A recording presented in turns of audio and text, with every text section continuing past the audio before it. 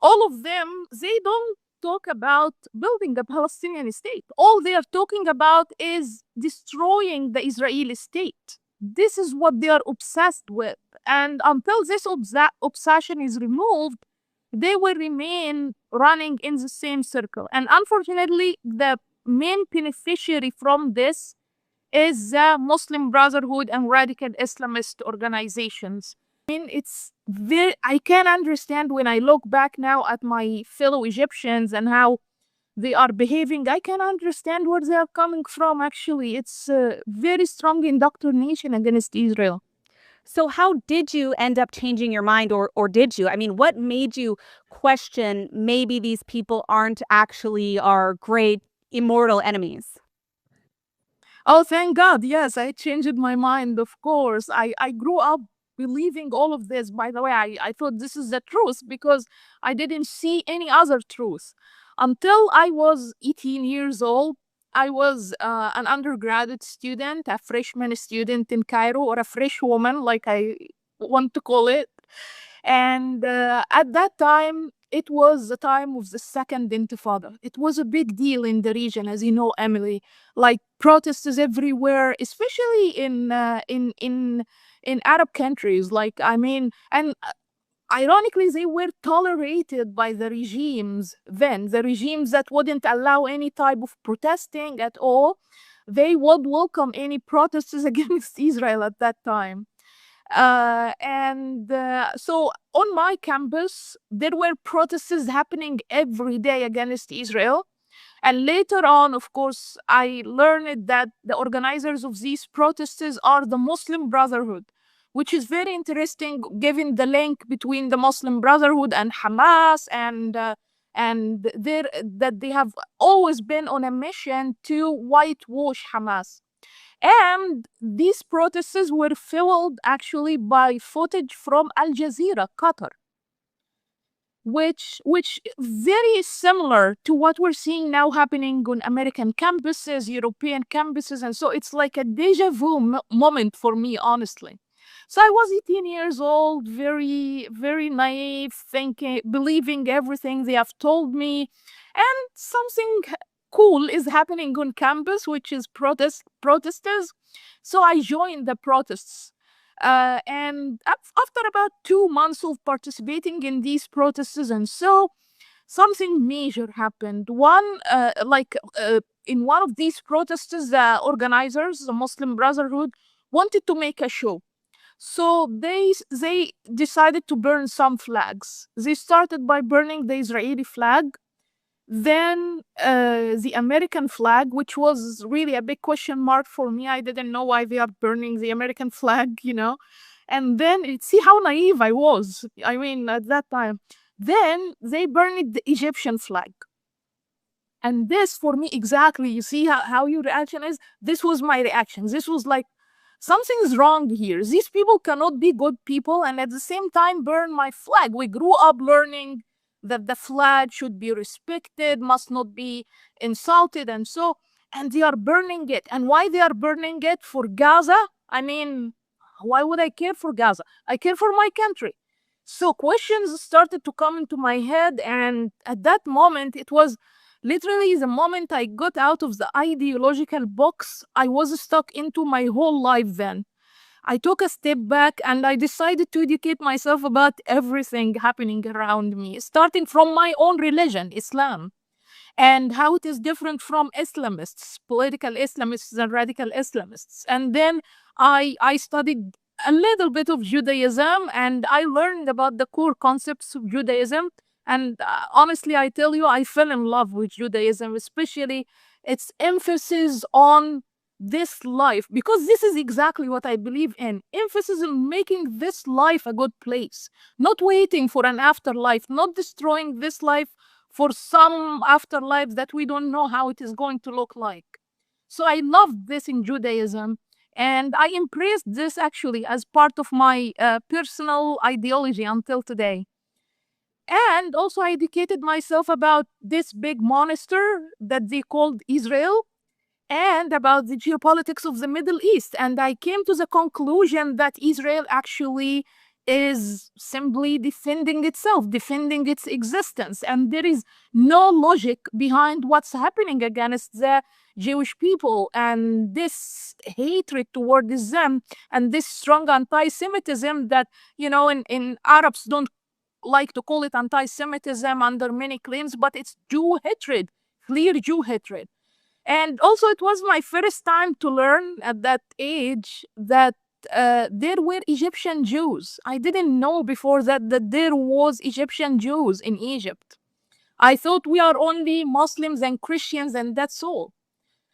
But then, this was a great experience for me. Within 1 year after that, I completely changed it from someone who was thinking Israel is the enemy, the Jewish people are the enemies, to someone who decided to dedicate her life to Muslim-Jewish dialogue, Arab-Israeli dialogue, and also studying the geopolitics of the Middle East. And my life changed completely, and I became a different person. Now, Dalia, you've lived under political Islam, so you know how destructive it can be. Why do you think that there are so many Western academics who keep defending groups like the Muslim Brotherhood as if they're some kind of, I don't know, social justice warriors? And as a follow-up to that, I want to ask you, what are your thoughts on the recent U.S. effort to ban the Muslim Brotherhood? I mean, what is the Muslim Brotherhood? What are they all about? Yeah, so first of all, the Muslim Brotherhood is a very, very dangerous organization that feeds on abusing religion and abusing religious piety among Muslims to gain political power. This is something many people, neither in the West or in the East, by the way, understand. Only a few understand, including some of the Arab countries that designated the Muslim Brotherhood a terrorist organization. This is very important to keep in mind because actually some claim in the West today one of the main reasons why they are so scared of approaching the Muslim Brotherhood or designating the Muslim Brotherhood or holding them accountable is the fear of being labeled as Islamophobic. But Western countries need to understand that holding the Muslim Brotherhood accountable for what they are doing to destroy their Western civilization and to destroy our world as we know it in order to build their own caliphate system has nothing to do with Islamophobia. On the contrary, they are fighting against Islamophobia and will relieve ordinary Muslims like myself from Islamophobic practices if they end the evil of the Muslim Brotherhood. Islamophobia is real, unfortunately. Okay, it's happening. However, we have to ask ourselves why it's happening and what exactly is Islamophobia. It's happening not because the people just hate the Muslims, just for no reason. There is a reason why it's happening. It's not like anti-Semitism. There is absolutely no comparison between anti-Semitism and Islamophobia. People like to make these comparisons all the time, but there is no comparison. Islamophobia, anti-Semitism, first of all, is about hating the Jews just because they are Jewish, just because they do exist in the world. There is whether they do anything or do nothing, they are hated for what they are. This is anti-Semitism. Islamophobia is not like that. Nobody hates the Muslims for what they are. Nobody hates Muslims for being Muslims. They hate the behavior of some Muslims who are mostly radical Islamists or brainwashed mainstream Muslims in Western countries. And these behaviors range from praying in the middle of the street and preventing people from practicing normal lives under the claim that they are practicing their religion, their prayer in the middle of the street, which is a very, very strange practice. Actually, I don't know how they came up with, up to practicing terrorism against other human beings just because they are not Muslims, which is the practice of, unfortunately, not only of well-known and established terrorist organizations, but also of individuals who think that by killing some Westerners, they are somehow standing up for Islam or standing up for God in a certain way, or encouraging these societies to become Muslims, which is ridiculous. So the hate toward these Muslims, it's not a hate toward these Muslim. Islamophobia is not a hate toward these Muslims. It's a hate toward the practices of radical Islamists who speak in the name of Muslims in Western societies. And this brings us to the question why radical Islamist groups like the Muslim Brotherhood and others have this power to speak in the name of Muslims in Western societies. This has to do with the nature of the practice of Islam itself. Islam is an individual religion. Mostly, like most Muslims consider Islam as it's not, we are not all the time required to pray in groups, to fast in groups or so. It's a very individual religion. As I understand it, it's about your relationship with God. However, radical Islamists did not want this to be the case. They wanted political power. They wanted influence in order to use this influence to infiltrate into the political systems of Western societies. How to do that? By claiming authority over these individual Muslims and introducing themselves as the most knowing and the leaders of these Muslim communities, and thus use the numbers and in the name of these Muslims and in their numbers, they go and approach policymakers in these Western countries and influence them. And this has been the game for so long. And by the way, this is part of a plan written by the early founders of the Muslim Brotherhood in the West. This plan is called the Project, and it has like a follow-up plan to it. It's called the Explanatory Memorandum of the Muslim Brotherhood Plan in North America.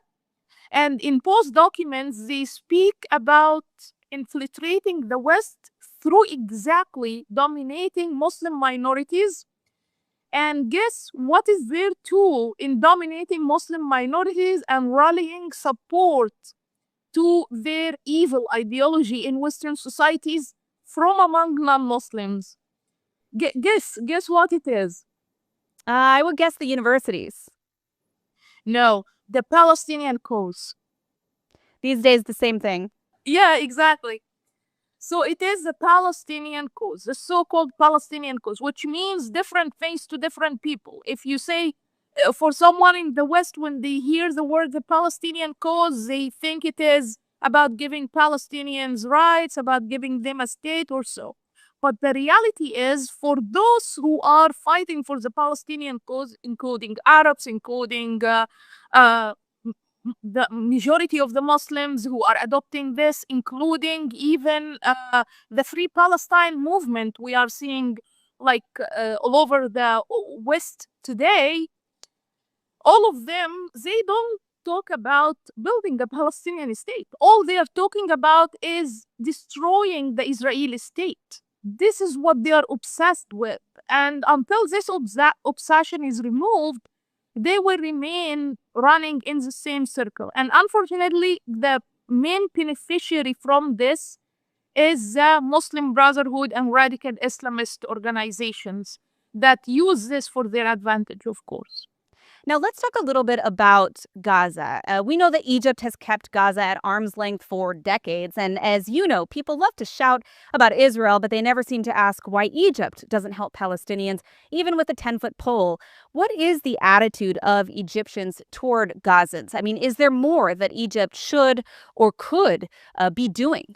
So yeah, actually, it's so interesting what we see happening among the Egyptian public in particular, because the position of the Egyptian government, I understand what they are doing. They love to play the old game of bringing up the Israeli-Palestinian conflict every time there is a big failure on the domestic level, economic failure or political failure, in order to distract the people and show them that there is a problem on the border. If you try to, for example, rebel against your government or so, this problem will come into Egypt and you yourselves will be in trouble.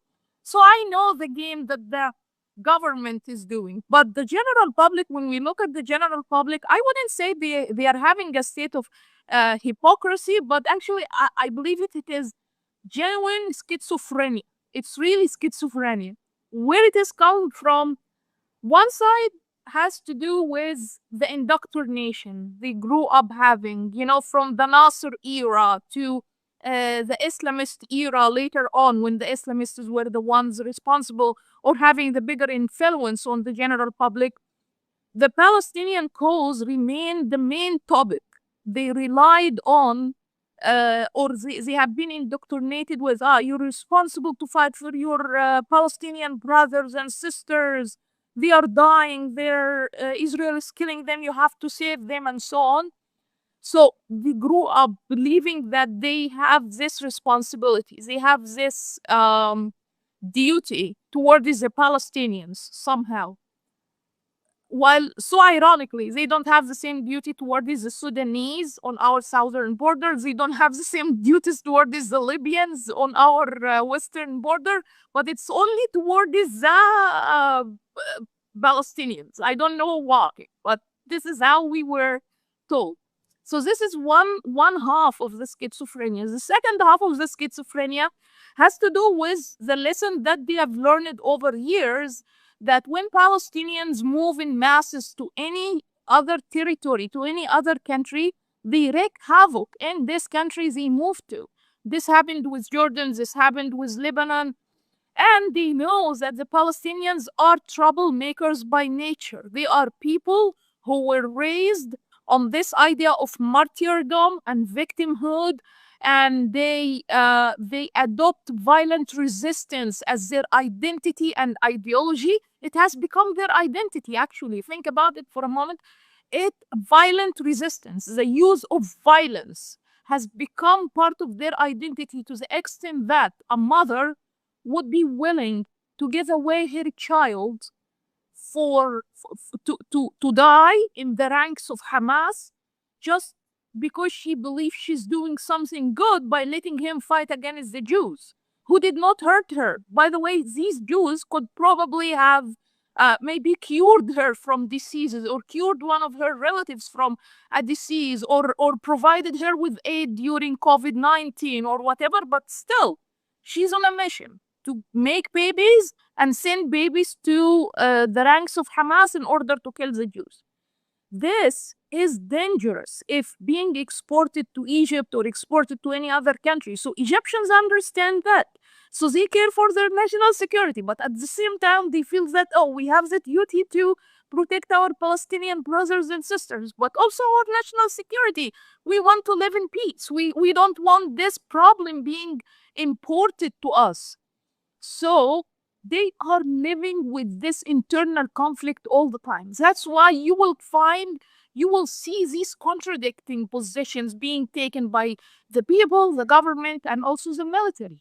Now, when it comes to the Gaza war, I mean, what do you see as a solution, or is there even a solution in your view?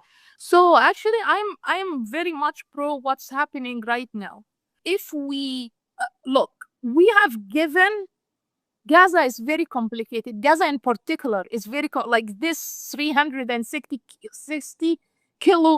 square kilometers is the most complicated territory on planet Earth. Why? Because there are so many players playing there. And there is no one that has the proper leverage over these players to force them on adopting peace as a solution. So if we wait to expecting that Hamas, a terrorist organization, a designated terrorist organization that has been practicing terrorism since its establishment until today, without shame and without hesitation, it's impossible to expect that this organization just overnight will change and become peaceful and will come to an agreement with Israel. Actually, one of the things that most of the people don't know is that the word ceasefire that Hamas uses freely and claims that they are calling for ceasefire and so on, does not even exist, not in their terminology and not in their ideology. There is nothing in Arabic, by the way, called ceasefire. If you want to translate the word, you need like an entire sentence to translate. Waqf itlaq al-nar, an entire phrase. There is nothing called ceasefire. Why? Because in the Arabic culture and the Islamic culture, there is no ceasefire. And in Hamas ideology, there is no ceasefire. The only thing they know is truce. Truce. Truce, which is hudna, which means basically, let's take a break so we can rearm, regroup, and catch our breath, and then come back and kill you. This is truth. So this is what they are calling for when they say we want to have ceasefire. So Hamas, forget about Hamas. Now, what options are we left with? The Palestinian authorities or Arab countries? Palestinian authorities, we all know, are very corrupt. They are not the solution. They have been involved in terrorism. They have been also supporting terrorism for so long. Their ideology also, although it is on the left side, not an Islamist one, but mostly leftist, but still is centered around the idea of annihilating Israel, of removing Israel from existence.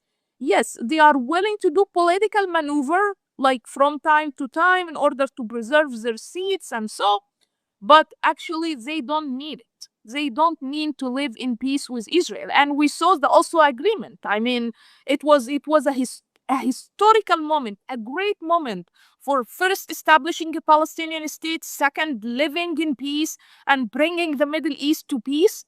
And who broke it? Not Israel, but the Palestinians. The same Palestinian Authority. It was Yasser Arafat then. These same people. So we learn from history that the Palestinian Authority is not the solution. So neither Hamas nor the Palestinian Authority. Now who's left? The Arabs. The Arabs don't want to be involved. They like to do all types of rhetoric about supporting a Palestinian cause, about supporting a Palestinian state, about even supporting peace with Israel and all of that. They do rhetoric, very well written rhetoric, but nothing, but no action, nothing on the ground, nothing is happening in reality. When you call for them to go into Gaza, for example, send some, train some troops into, not troops, sorry, train some political leaders from among the Gazans who are against Hamas, and so they say, no, we are not going to enter Israel on the backs of Israeli tanks. Okay, fine. What are you, like, they don't want to be involved, long story short. So the Arabs, I don't expect they can do much inside Gaza. So the only solution we are left with is what's happening right now. That Israel is going to take over Gaza for a while, release the hostages, help build a new government inside Gaza. I don't know if you can call it a government, but some kind of leadership inside Gaza from among the Gazans who reject Hamas, from among the Gazans who reject this violent resistance ideology and this idea of martyrdom, and that they are on a mission from birth to death to fight against Israel. We need to find these people, and they do exist, by the way. I know some of them. They do exist. And we saw in the past few months there were protests against Hamas led by these people. So we have an opportunity here. But for this opportunity of peace to happen, force or strength have to precede it. And this is what Israel is doing right now. Israel is doing the force and the strength needed to lay the ground for this long-lasting peace to exist. Of course, people don't like this, and people are criticizing Israel for doing this. But believe me, in, let's say, 20, 50 years from now, the people who will come after us and will look at our time and see what Israel did, they will say, yes, Israel did the right thing at the right time, because there was no other solution. All the other solutions will be just reinventing the wheel and leading to the same old failed results that we are paying its price now. It's 2025. America's debt is over $37 trillion, and the dollar just had its worst crash since 1973. That puts your savings and your family's future at risk. That's why we trust Alpha Omega Gold, a company that stands unapologetically with Israel and supports Stand Tall Israel. Visit ao.gold/stand to claim your free precious metals wayfinder guide or call 1-855-426-4653 today. Protect your future before it's too late.